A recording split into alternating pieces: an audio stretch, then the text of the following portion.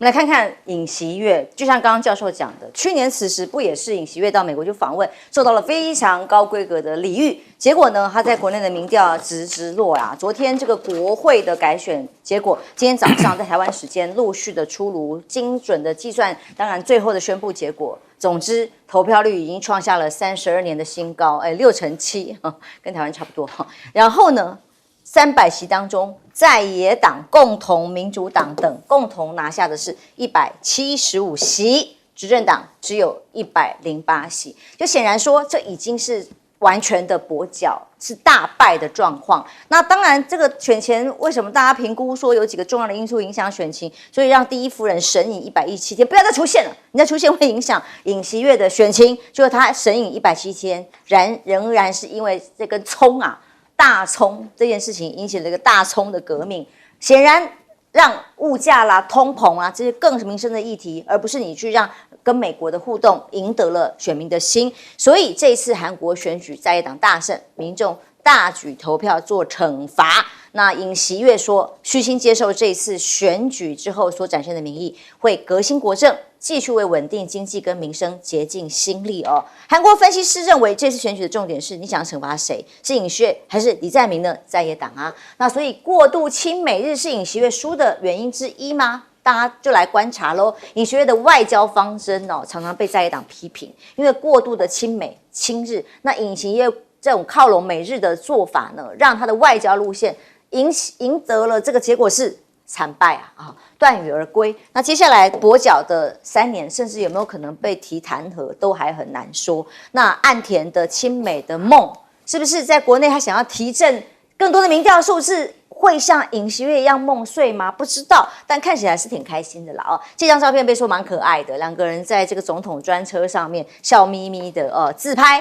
那拜登发了个文，特别跟大家说，我们之间的伙伴关系牢不可破哦。那随后这个岸田文雄也在社群上面发文说，日本正式成为美国全面性的全球合作伙伴，加速包括军事、防卫装备开发合作哦。访美太开心，被说拜登话啦，没有，因为他口误，他说中国是我们的盟友啊，不，赶快修正说对不起，是基于我们的盟友美国之间牢固的信任关系哦，我们会敦促中国履行他作为大国的责任，但还有他在为了要访美嘛，苦练英文，就成为当地日本媒体很多人报道，不过呢，却被日媒的报道里面民众的爆料不满，认为岸田文雄本末倒置了，不务正业了，对于美国的态度过于卑躬屈膝。有时间练习英文，不如多关心一下日本的国民生活。当然，现在的经济通膨仍然是在经济物价上面民众最关心的议题啦。日本民调显示，岸田文雄的支持率在现在正在访问美国的此刻，民调再次下跌。这是4月8号由 NHK 所发布的哦。岸田文内阁支持率跌到了23个百分比，比上个月再降2个百分比，2个百分比。因为这个是当然都知道他已经要出访了哦，然后出访之后还可以再调查大家反应，但不支持率在8号出发前就已经上升到了1个百分比，到了5%，5%这么高的比例都不满意哦，支持率只有2%3%，又是一个新低。那相对于要抗中啊，中国大陆的做法呢，它是跟欧洲更加紧很多的合作事宜，由经济来着手。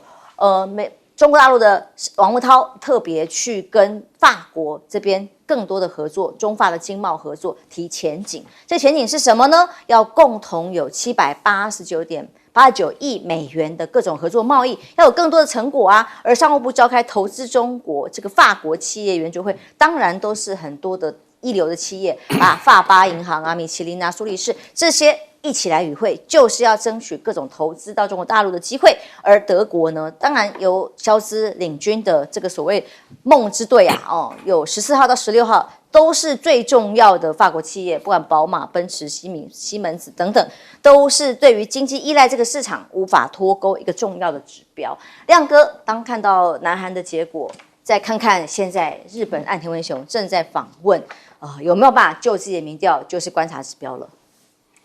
他们两个就自己民调的策略都很像嘛，就是亲美嘛，然后制造高峰会，然后看能不能拉抬自己国内的亲美反共的民调啦。这不一定是反中啊，因为也反俄罗斯啦，就是反共啊。那事实上尹锡悦是比较难啊，为什么呢？因为韩国的民意大概就是亲美跟反美各一半，这个历来就是这样。所以你看这个很激烈，文在寅也会当选啊，对不对？金大中以前也当选啊，是啊。那日本不一样了，日本整个亲美的民调应该是在65%以上啊，所以尹锡悦的基础是比较稳啊。而且我看了一个民调啦，就是日本自民党现在民调大概只有28%啊，可是呢，其他党都不到10%，就是日本就是没有明显的挑战者嘛。那自认为自己无党籍无所属的高达41%啊，所以就是岸田所在的那个政党体系，就是日本已经破碎化了。可是韩国不是这样，韩国他的反对派其实蛮有组织性的，激烈的在对决。那激烈的在对决啊，那李在明，我们知道前一阵子他也在自杀嘛，对不对啊？那事实上，我觉得这次的选举让大家跌破眼镜啊，因为之前民调都没有差那么大。那结果选出来却是有史以来最大的惨败嘛，碾压。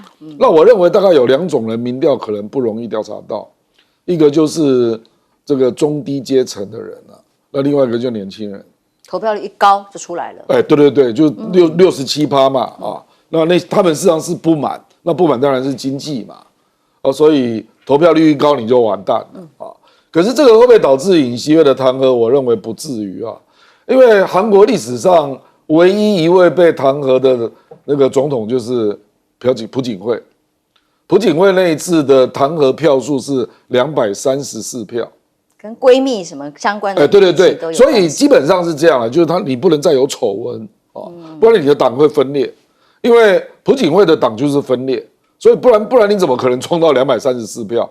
所以你现在你看在野党175嘛，那距离2/3事实上还有一段，因为韩国就是规定300你要2/3，所以至少要200票，那就是尹锡悦，你未来不要再爆发什么坏事啊、丑闻啊，党内都要反你的话，不然你真的会，你不要变成第2个朴槿惠啊。所以他接下来大概要严格限制他老婆的行动，这样啊，因为他老婆常常会被追啊，所以躲了117天还是没用，因为人家对你印象实在太深刻了啦。这花那么多钱啊，搞一些有的没的啦啊，所以尹锡悦未来会不好做啦啊，因为坦白说了，他现在也知道美国真的能够在朝鲜半岛扮演什么角色呢？因为他那个时候就急着要把核武拉进来韩国嘛，是。那你去看金正恩反弹的激烈程度啊！我昨天看到一个报道，金正恩现在正有6种武器正在验收啊。所以你看，你面对这种状况，你哪有什么条件来反中啊？所以坦白讲，我认为中日韩峰会我认为韩国会做适度的让步。哦，它跟日本不一样啊，因为日本跟中国大陆不只是有8年抗战的因素啦，而且美日安保就是亚洲最强有力的一个联盟体系吧。那未来你看中国大陆。事实上，马英九去北京的时候，还有另外一个重要人物在北京啊，就是拉夫罗夫啊。对呀，外长。俄罗斯的外长是，那就是在帮普京做铺排嘛。未来可能访中。所以中俄高峰会，你去想一想，我认为在军事上的合作也会是空前的啦。那中俄联手是要干嘛？他的对手就是美日啊。所以我认为日本的危机感会比较明显，是针对中国。可是韩国不是。韩国的危机是来自北韩呐，那你反中有什么意义呢？事实上反而能够节制北韩的中国是其中之一啊，所以我是觉得尹锡悦可能会被迫要调整一些他的外交策略了就是他可能会对中国又会有一些合作的迹象出现啊。是，那坦白讲，岸田还要再观察啦，因为理论上9月。自民党的总裁要改选，所以你如果被推翻，那你就没了。坐不坐得住还不知道。所以理论上岸田的任期9月是有可能到任，没错，就是自民党在改选。一般日美预料都坐不太稳哦。对，因为里面有挑战者，可是基本上还是自民党那所以岸田坦白讲，这一番访美也是要为自己在拉党内的分数了，大概是这样。是，但将军，我们看到有没有可能大家跟亮哥分析一样，很多的这个外媒的分析也都是在看，哎，是不是南韩经过这一次的挫败之后，就要调整对中国的策略？那接下来日本所谓要跟各种在民调数字上啊，军事合作上面的各种合作，就会影响整个区域之间的政治的不同的脉络了。对这个南韩，我认为尹锡悦的他是外交战略错误，他应该把重点放在北韩。因为我们知道在今年1月的时候，北韩炮击白领岛跟延坪岛，对不对？这是他这个是从2019年的919这个919协议的状况之下，是不能在那个地方有演习或有炮击的事情发生，结果把朝鲜半岛变成搞得很紧张。所以尹锡悦一直跟美国的关系搭得很紧，但是问题他的内政跟北韩这个地方没有办法缓和，造成这些南韩的这些人民的生活会在一种恐惧之中。那这样的话，那朝鲜半岛就不稳定，就很紧张的状态。那这样尹锡悦的他整个的民调还有这个大选都会受到非常深远的影响啊。所以我们看到这个尹锡悦的这个他的所属的政党的得票率非常的差，变成这个状况。大败。对，他一直在抓到美国的大腿，其实把朝鲜半岛弄好，把北韩搞定，把金正恩搞定，他的选票就来了。结果他抱了美国大腿，结果把那个金正恩弄得这么狗急跳墙，或者是每天经常的做飞弹射击、导弹射击、巡弋飞弹射击，一下又要研发的高超音速的飞弹，造成朝鲜半岛非常的不平静。那他这个南韩的这些民众怎么去生活？同样，我们现在看日本，日本是紧抱美国的大腿，结果他就比较疏于内政。所以你看到现在岸田文雄的他的整个民调都到23%，那都贴到地板了啦，都掉到地板了嘛，都趴在地上了嘛。那也是这个状况。他可能要把重点不是放在这个国际外交或者在外面呢搞事，他应该把这个日本的内政搞起来，这样才是对的。他的方向有时候我认为他们的把重于外交可能可以作为大内宣的一个材料，也可以做宣传来炒作来使用。但是问题是还是要回到基本面啊、基本盘啊，大家还是要看到自己的荷包、自己的工作，还有自己物价通膨的状况，这是民众比较关心的。反而是这个，因为选票在民众手上，选票又不在美国手上，是这样子，所以他们的重心呢，我认为是要调整。另外，我们看中法贸易一直在上升。去年2023年的他们彼此双方的贸易是789亿美元，是那个中国大陆是法国在亚洲的最大的贸易对象。那现在变成那个状况，我认为这个还有持续升温。为什么？因为现在中国大陆要买这个客机啊，美国的话，波音的我们的波音737 MAX 经常出问题，一下掉轮胎，一下发动机熄火，一下又是那个我们逃生门飞掉了这个状况。那所以，但是中国大陆市场很大，中国大陆的 C919还没有办法大量量产来供它的国内的内需，所以还是要向法国买空中巴士。那一买空中巴士，我们知道买飞机啊，没有像买一些的这些民生用品，它是非常高价的。那一高价，你一买一订单一下100架、200架这样的买，这个马上他们的贸易就要升温了。所以下个月5月份的时候，习近平要到法国去访问，我认为贸易是重点。贸易上要采购哪些清单，而且中国大陆的高铁要帮法国去做，那法国的核能也要帮，因为法国比较重核能发电，也要帮中国大陆去发展，所以他们的贸易要继续升温。我相信在5月的时候他到那个习近平到法国去在经贸上面，或者是在我们所讲到的这种互助合作，尤其是航天方面，两个会在合作上面会更进一层。教授，当然美国跟把日本啊、韩国拉在身边，当然是地缘政治的考虑嘛。而这两个国家联手到当地去得到很高礼遇没有错啊，但真正决定他们下一步会不会要调整策略是国内的民意。显然岸田文雄等着这一招，千万不要像尹锡悦最后这样的下场啊。对，我非常同意就是任何政治人物的政策嘛，就是你认为亮眼政策，都要想办法转换成国内的支持度或是选举的结果，否则就是白忙一场。其实这是每一个国家都会面临到状况。那这次韩国大选也是一个很令人稍微有点小意外的结果。大葱革命。对，大葱革命，因为选前本来就是朝小也大，但是选后呢，朝更小也更大。300个国会议席的席次，它是有这个254席的区域配46席的不分区。那目前看起来，可能民主党这个共同民主党跟他的同盟应该会超过170几。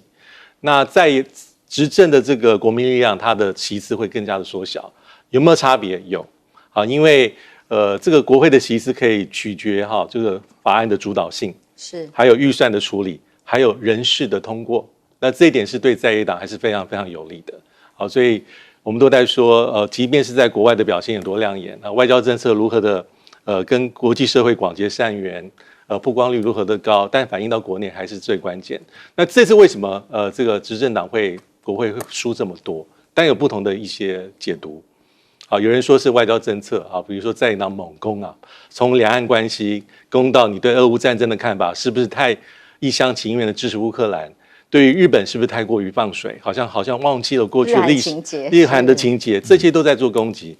但还有一个比较基本啊，因为毕竟是国会选举，就是一般老百姓啊，在这个选举里面，医疗、经济放缓、失业率增高，还有生活痛苦指数、无力感，这些都是不是一天两天可以解决。那再像刚才讲的第一夫人的一些事情，这是社会观感。好，所以这反映在整体的得票上面。那我最后很简单讲一下，那与此同时，我们可以看到德国总理肖兹4月14到16访中哦，他上一次是2022年刚当选的第一年11月，当时非常的谨慎，一天因为过去德国总理访中是梅克尔时期是定的一个几乎是传统，那他的人带的人马，经济上的企业家浩浩荡荡，那这一次其实也是，即便是中德关系还是有一些小小的纷争。但在商言商，肖兹即便是在目前的这个红绿灯内阁里面有一些阻力啦，就是有一些政党是比较反中，但他还是如常带领的大企业去中国大陆，明显是要合作，非常对，因为毕竟中国大陆在欧洲最大的贸易伙伴就是德国，没有改变。好，接下来战争的议题在中东。一触即发吗？我们讨论了好多天哦。在伊朗被攻击之后，很多的分析都认为山雨欲来，不知道有没有可能在以巴的这个冲突里头，以加沙冲突这里战成更大的这个战事的蔓延。Bloomberg 最新的一个报道真的有点吓坏大家。他们说，情报人士分析表示，伊朗或其代理人即将针对以色列军事跟政府准备要进行大规模导弹或无人机的攻击了。以哈战争将大幅升级，大规模的攻击马上就要开始了。那这真的是让很多知情人士在分析这个中东半岛的所有的不确定性。伊朗的攻击不在于会不会发生，而是会在几天之内即将发生吗？那其实这种不安全感，当然黄金金价终止连8天创新高，但是一直在创新高当中，油价也劲扬1%，反映出来都是在中东局势紧张之下可能的担心。而伊朗呢，据报即将以攻击以色列的目标，所以呢，汉莎航空就相关的全球紧绷了，要飞到德黑兰的航班都先暂停。他们说他们必须要维护、确保工作人员跟游客的安全哦，所以连航空还有所有的国际的指标，通通都在担心这个区块在伊朗加入战局会是怎么样的一个局面？美国控得住吗？有没有可能让这个以哈的战争大幅升级，伤亡会有多么的扩大到多严重？但莫斯科呢？俄乌战争也还在继续啊。那莫斯科这个恐怖攻击是整个战事一个转捩点，其中俄国说恐攻的调查委员会发言人突然发出了一个讯息，告诉大家说，调查人员确定了。这个莫斯科恐攻的背后资金是哪里来的？是一个包括在乌克兰有营运的一家能源公司，而这家能源公司是谁？很熟悉的名字，是拜登的儿子啊 ，Hunter 在乌克兰的重要投资，所以这家公司被国会曾经指控过涉及不法交易。现在俄国公然的说，资金来源就这家公司，是意指你拜登有插手吗？你的家人有插手吗？所以乌克兰是不是真的战败在即？是一般评论认为都如此。而普京用这个方式警告拜登，不要再继续支援乌克兰的吗？而欧美之间当然也不太同步了哦。距离俄国边境只有140公里这个地方，北约要设北欧陆军司令部。秘书长说，乌克兰可能会被迫投降。这位挪威的国防大臣说，北欧陆军司令部部署在芬兰城市，位置在这里呢，就是要告诉大家说，有接下来北约联合部队的司令部要来管辖咯。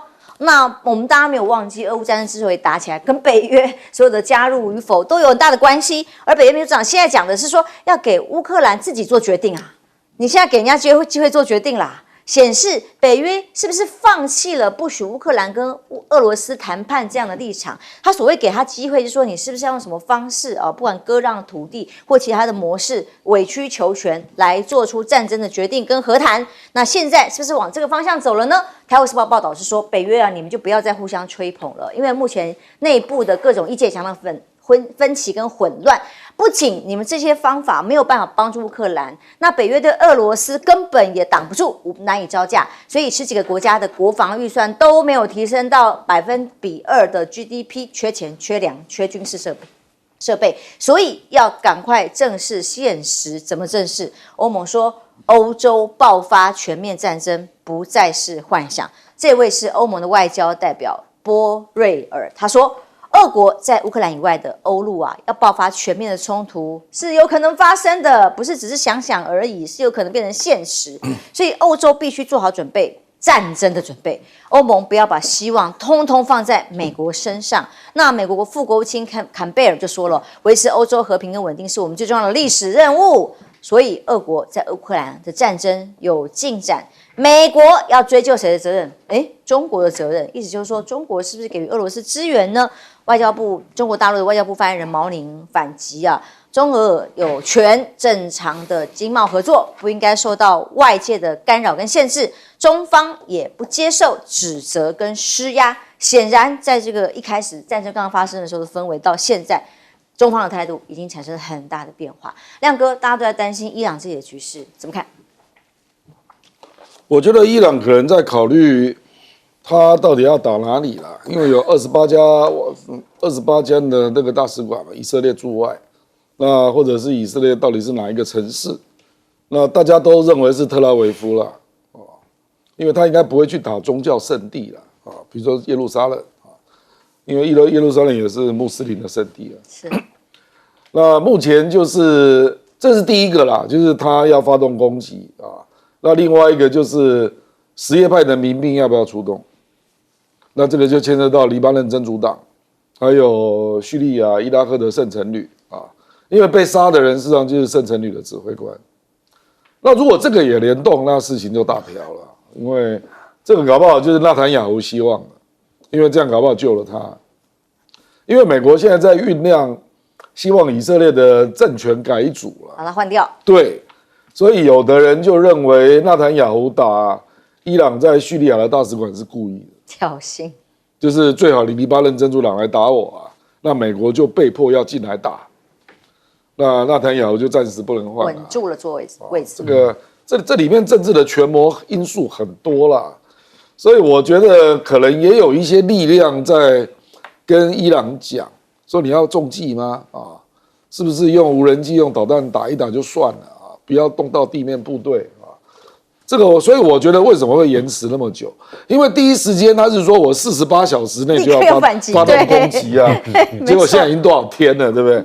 所以我是觉得一定是有人去跟伊朗讨论啊，说你不要中了计啊，搞不好纳坦雅胡就是希望你打进去啊。这个我们不知道了。我说实在，就是要看未来他一定会打。只是说要打的规模是多大，要打哪里？时间点是什么时候？有没有地面部队啊？这个是一个部分啊。那至于这个乌克兰的部分，我讲白了是美国不准他谈啊。你去看坎贝尔在说什么嘛？这个叶伦到北京也谈啊。叶伦到北京就已经威胁大陆啊，说你不能够卖给俄罗斯的东西，最后被拿去当军工啊。那这个就是我们所讲的次级制裁。就是我并不是跟军方做生意，我是跟俄罗斯的一家民营公司做生意，可是最终使用是俄罗斯的军工，我也有责任，这个叫次级制裁。所以美国是不是要对中国，就是中国用品不小心流到俄罗斯军工产业使用的部分来做次级制裁？如果这样就大条了，因为你根本不可预测嘛。我讲白了，也有台湾的公司啊。台湾也有一些公司，什么马达啦，什么奇奇怪怪的东西被发现在俄罗斯的军品里面了，所以美国如果真的要发动这个部分做次级制裁啊，那这个就是新一波的俄乌战争的开始。影响的范围可是很深远的，对而且国家也不会只有单一一个。休息一下，马上回来。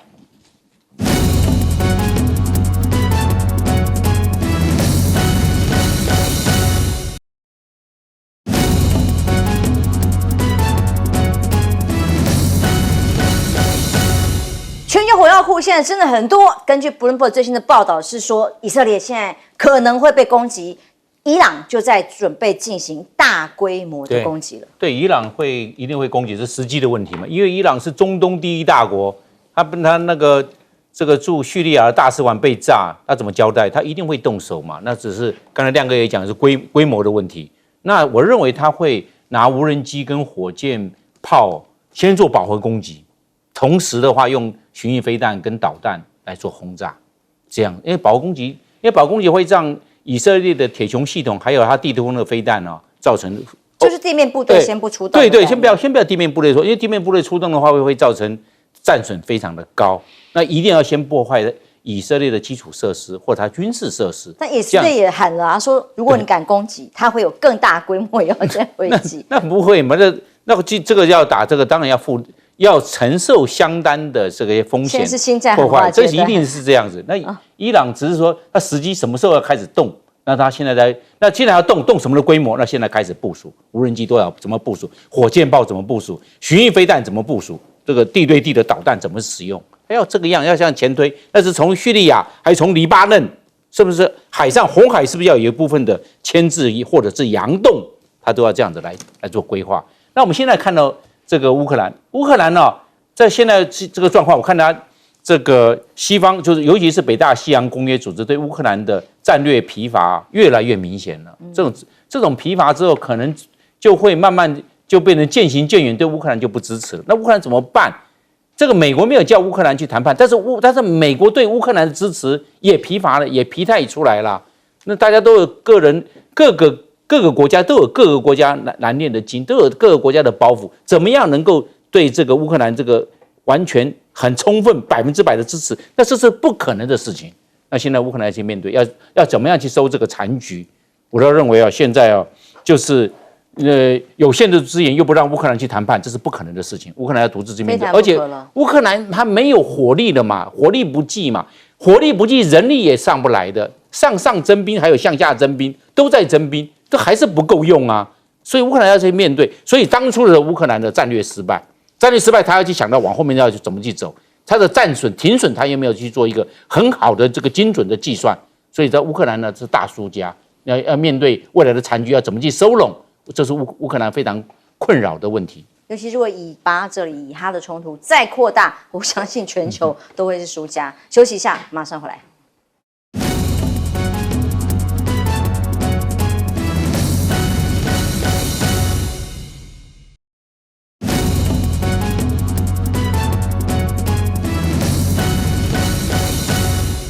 俄乌战争随时可能要结束了吗？但伊朗跟以色列的冲突现在却越演越热、越烈了。因为那个中情局已经又提出预警了，就是说这个伊朗的反击应该会在几天之内。那我举个例子，就是大家我们可能也不能太轻忽美国的情报的功力，对不对？我们回顾一下，在俄乌战争爆发之前的2个月，是谁一直在警告说会打？其实就是美国。那当时我们都不相信。那还有呢，上个月底在莫斯科的歌剧院恐攻，也是美国说会打。当然后面可能还有一些不同的揣测，但是的确就打。那这一次，因为伊朗已经信誓旦旦，那个哈米尼讲过至少2次。那到底是狼来了，还是雷声大雨点小？还是真的如同大家伊朗所说的很强悍，以牙还牙，以眼还眼？对，真的是取决于规模、强度还有目标的选择就像刚才将军所说的，因为可能会用比如说火箭、飞弹，或是之前有人说可能是自杀炸弹。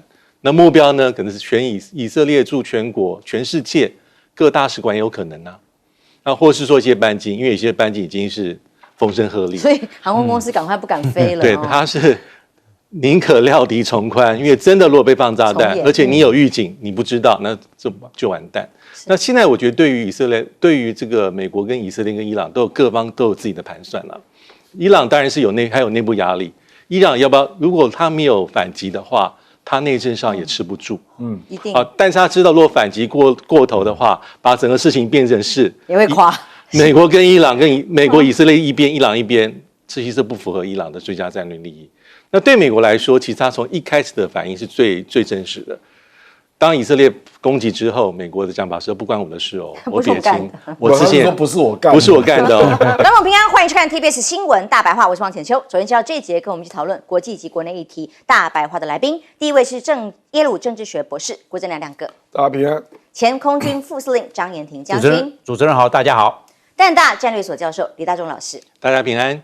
昨天的马习二会引起了很多的余波荡漾，大家还在讨论，大家看到的是什么？有各种不同的解读。第一个当然就是看到了两方老朋友很愉快这样子的会面之外，对于习近平特别讲到的家国团圆呢，前一段我们谈到了马英九到底是不是口误嘛？中华民国、中华民族，他在机场讲了第二次，但对于习近平呢，他则是一表着看起来蛮轻松的姿态。特别强调的是，海峡的距离阻隔不了两岸同胞的骨肉亲情，讲的是温情喊话制度不同，改变不了两岸同属一个国家、一个民族的客观事实。那所有的这个家国团圆，不是外部势力可以干涉的。家国团圆吗？外交部评论当然不会太正面，听听习近平当时的谈话。海峡的距离阻隔不断两岸同胞的骨肉亲情。制度的不同，改变不了两岸同属一个国家、一个民族的客观事实。外部的干涉阻挡不了家国团圆的历史大事。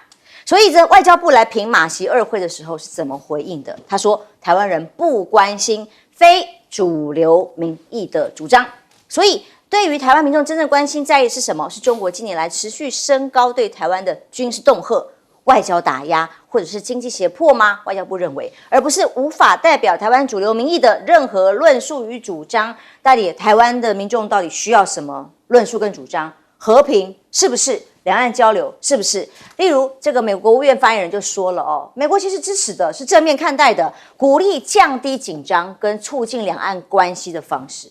那这样的方式支持双边在尊严、尊重的基础上持续对话，因为降低两岸紧张有什么好处？当然，美国就不用紧张，不是吗？所以蔡政府的态度跟美国的态度是不一样的吗？那美国副国务卿在谈美中竞争的时候也认为台海的稳定、中俄的关系当然很关键。他们认为尤其是在台湾关系法在签订的这个时间点。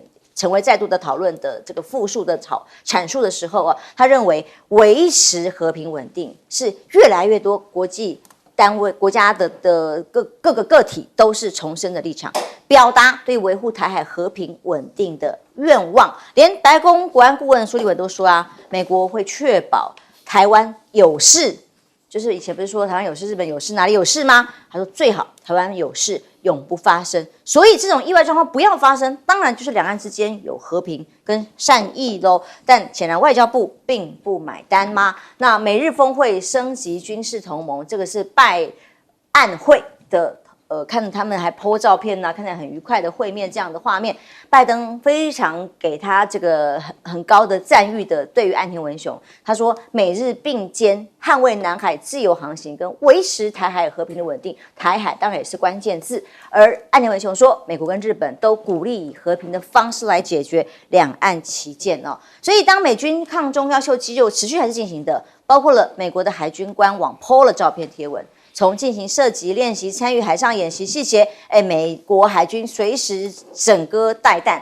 军事专家分析的时候还看到说，这个的瞄准镜头的前面，瞄准镜前面还装反了，盖子没有开啦所以后来这张照片就删除了，还道歉了还有美国空军测试 F-16战机的时候 ，AI 自驾无人机会是未来的趋势，所以美国空军根据《每日邮报》的报道，已经定了一支由1000架的 AI 无人机去组成的机队这1000架呢，每一架的价格都要有台币3.2亿到6.4亿之多。而这个机队呢，将会进行风险更高的机动任务。那甚至还特别评论说，这个机队就是针对未来可能跟中国爆发冲突而设计的吗？中国无人机可是他们的强项啊，像乌克兰官员就说了啊，美国制造的无人机很贵。没有办法克服乌克兰的干扰技术，那军方正在使用现成的陆制无人机大疆嘛，反而是更好用又便宜，所以还批评了美国的无人机嘛，拜马英九跟这个习近平的见面，第2次见面呢，亮哥我们在各界的学者解读的时候都看的比较是由习近平所释放出来的一种善意或橄榄枝，看赖清德准总统有没有可能接棒？那您怎么看呢？外交部看起来并没有买单呀。对啊，因为马英九毕竟是蓝营的嘛，所以马英九只能够循蓝营的论述，就是基本上去确认9·2共识的内涵啊，然后呢，这个他基本上就是回到中华民族的认同啊。然后也跟习近平，我认为马英九虽然没有讲出统一啊，可是两岸共同创造这个未来，然后这个振兴中华这个语言有出来嘛，那乐见这个中国的现代化能够成功哦，这种语言有出来啊，所以基本上就是相向而行是非常明显的，而且它的用词啊，包括两岸同属中华民族啦，两岸中国人啊，这些用语其实也蛮明确的啊。那中国大陆大概就是肯定他这个进一步的说法吧，因为他在任期间这种语言都没有出现啊，所以他这次的基调比较明显，就是确认两岸同属中华民族啦，然后在中华民族认同下，能够如何积极正面往来，大概是这样。那民进党当然不可能到达这个论述啦，可是民进党可以在一些两岸互动的场合去创造自己正面的机会嘛，例如观光开放，等等。这个观光呢还不一定啦，因为大陆没有开放啊，民进党还要求双向啊。我是说有很多机会啦，比如说金门撞船事件，你是怎么处理的？你为什么不让两岸的红会迅速把它处理善后？那偏偏要上纲到变成今天这样啊！这已经2个多月了，没有结果啊。是。那我再举另外一个例子嘛，比如说地震，那4月3号朱凤莲第一时间就说他可以协助台湾救灾啊。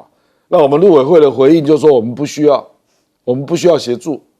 结果才隔1天呐，立刻对岸田文雄捐100万美元感到无比的感谢。对日本各界的捐款也无比感谢啊，那这个就是很明显，你以为对方是瞎子吗？你以为人家会看不到吗？啊，那马英九当总统的时候，我也看到2009年中国大陆也来赈过灾啊。那中国大陆有什么用什么中国台湾啊什么鬼的吗？那民进党就一直在讲说他们会矮化我们啊，怎样怎样。那请问2009年中国大陆总共捐了9亿人民币，那是怎么回事啊？所以后来才有汶川大地震，不是马英九亲自去打电话吗？大家记不记得？对啊，那台湾那一次就回捐了，因为那次中国捐给我们是40亿台币嘛，我们那次汶川地震是捐了100多亿台币嘛。我的意思是说，为什么民进党连这种有机会创造两岸交流正能量的机会都不去把握，人道的善意都，所以这个是你自己的问题嘛。我这个是完全不政治化在谈问题啊。那马英九去大陆，那你的国安单位为什么要造谣呢？说会在台湾厅见面，我请问你是根据什么情报？你告诉我啊。那为什么后来是在东大厅？东大厅是外交元首的规格我跟你讲啊，邓小平见柴契尔就是在东大厅啊。然后见戈巴契夫也是在东大厅啊，那你要不要解释一下？请问国安会所谓的会在台湾厅见面，这种判断是怎么做出来的？有你这种国安会，赖清德会搞好两岸关系才有鬼啊！就是这种问题嘛，你怎么会判断4月8号要见面呢？这根本是不可能的事啊！因为马英九当天才到北京，你还要经过核酸检测，然后所有的人还要验一些有的没的，你怎么可能在4月8号安排的出来要见面？那为什么你要放话给路透社呢？这个新闻路透社独家啊，这我们已经看到演出这种戏码很多次了。路透社那个记者我也知道是谁啊，就是跟你有特别关系的嘛。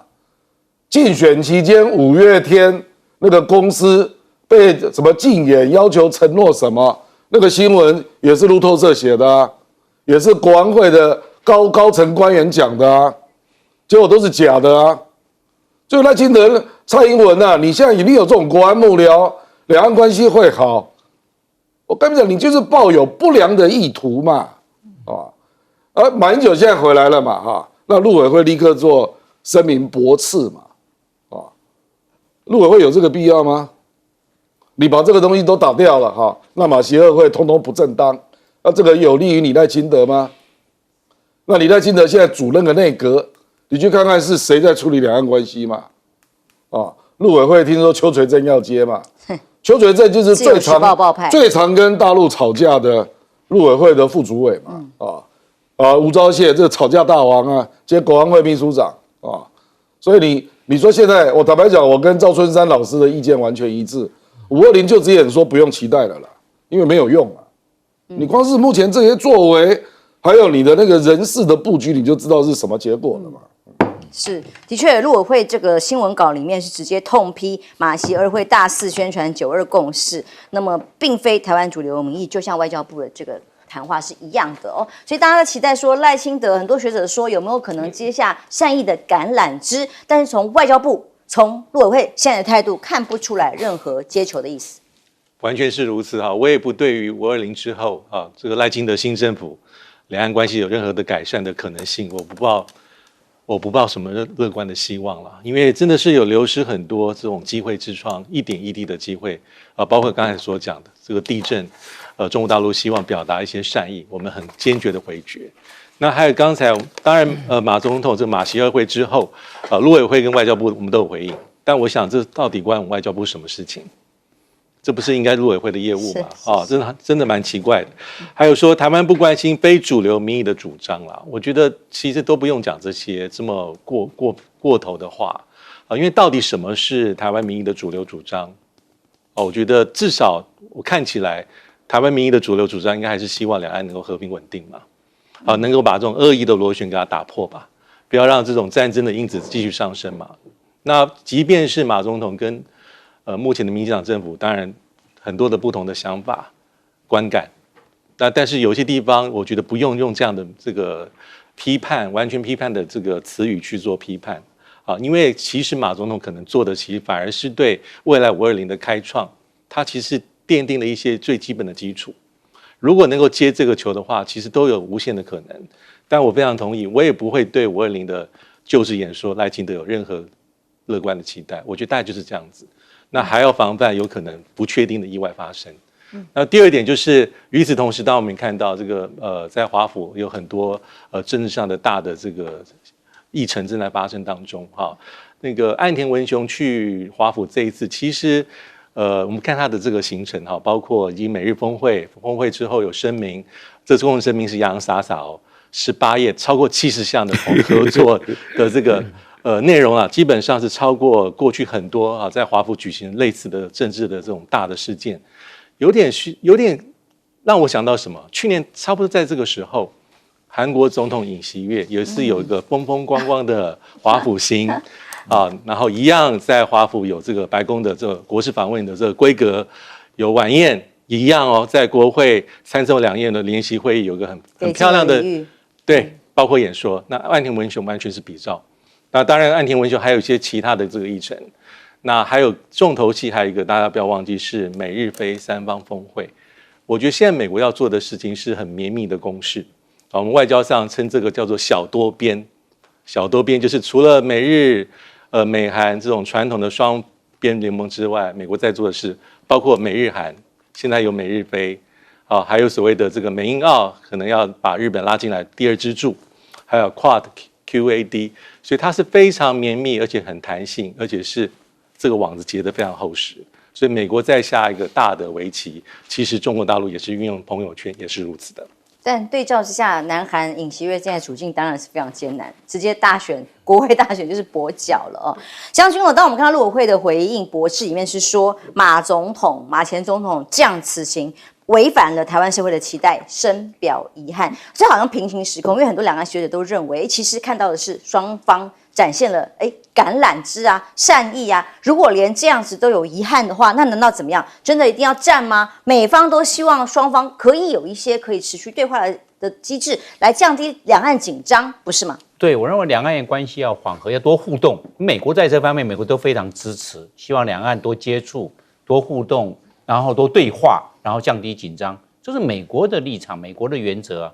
那现在这个马前总统到中国大陆去访问，我认为也是也符合美国在这一方面的要求嘛。我认为这是非常好，我认为多互动，不要制造紧张，不要堆叠彼此之间的这种对立、这种仇恨。我认为不要化解，要尽量化解，因为还有那么多的台商、台眷在大陆做生意、经商、贸易，还有的台商的子弟在大陆求学，他们都是我们台湾人过去的。我认为都要从一个大的格局，而不要从一个小的格局看问题，要从这个角度。另外，我们来看美国的空军啊，他把这个 F-16啊用 AI 自动驾驶，对，来这样。现在美国他现在要把这些将来都退休的飞机啊，都要装上 AI， 因为我们知道美国有个飞机坟场在南加州，它现在的已经快满了，它4400多架太除的飞机摆在那边，而且有时候它虽然是沙漠，但是有时候还要去在那边做保养，做局部的保养。那现在的话，这个 F-16我们知道慢慢就会太除，因为美国的 F-35的逆中战机多了，慢慢越来越多了，就取代了 F-16。F-16干嘛 ？F-16是非常好的飞机耶，世界各国西方国家，尤其是北大西洋公约组织都还在用 F-16了。那现在美国既然要太除，把它加上 AI， 要针对战场的威胁、任务的特性去执行任务，可以耶。这个换句话说，它是一个事半功倍的一个武器啊。那它这样子，将来我判断，如果乌克兰战争如果打得够久的话，搞不好其实放在乌克兰战场去做验证，不无可能变成这个样，然后没有任何人员损失，因为它已经变成 AI 自驾了。那本来的时候是自动驾驶，但是 AI 自驾不一样，它各种的空战动作，或者是战场主角，或者密接支援作战，它可以针对任务个性来设定。同时，它还有电子反制，也是用 AI。如果有对它发射空对空的飞弹，或者是地对空的飞弹对它有威胁，它可以拿 AI 这么就自动控制，给它做电子干扰或电子反制。所以这个方面的话，美国在这方面它是不断的在军事上在突破。另外，我们来看大疆的无人机。大疆的无人机哦，它现在是在市占率最高的时候都到85%，现在稍微有下降。它的在全世界的市占率，这个无人机的市场占了75%。那现在这个状况，它卖到中东、卖到非洲啊，也卖到中南美洲。那现在问题，这都是商用的，一般来讲，但是商用转军用，那这样的话更可以广泛应用了。那中国大陆在这方面，它有报酬规模，市场大，价格低廉，又接近于可以食用，所以在这方面，它市场将来的市占率会更多。是